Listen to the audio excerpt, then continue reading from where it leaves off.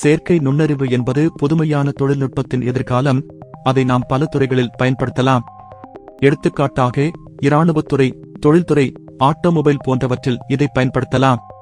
இந்த தொழில்நுட்பம் நாளுக்கு நாள் வளர்ச்சியடைந்து வருவதால் வரும் ஆண்டுகளில் பல பயன்பாடுகளை பார்க்க முடியும்.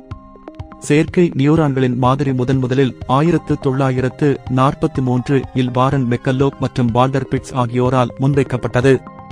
7 ஆண்டுகளுக்குப் பிறகு 1950ஆம் ஆண்டில் செயற்கை நுண்ணறிவு தொடர்பான ஒரு ஆய்வுக் கட்டுரையை ஆலன் டூரிங் வெளியிட்டார். அது கணினி இயந்திரம் மற்றும் நுண்ணறிவு என்ற தலைப்பில் வெளியிடப்பட்டது. செயற்கை நுண்ணறிவு என்ற சொல் முதலில் 1956ஆம் ஆண்டில் செயற்கை நுண்ணறிவின் தந்தை என்று அழைக்கப்படும் ஜான் மெக்கார்த்தி என்பவரால் உருவாக்கப்பட்டது. செயற்கை நுண்ணறிவு உலகின் எதிர்காலமாக இருக்கும் என்று நாம் கூறலாம். நிபுணர்களின் கூற்றுப்படி இந்த தொழில்நுட்பத்தில் இருந்து நம்மை பிரிக்க முடியாது, ஏனெனில் இது விரைவில் நம் வாழ்வின் ஒரு அங்கமாக மாறும்.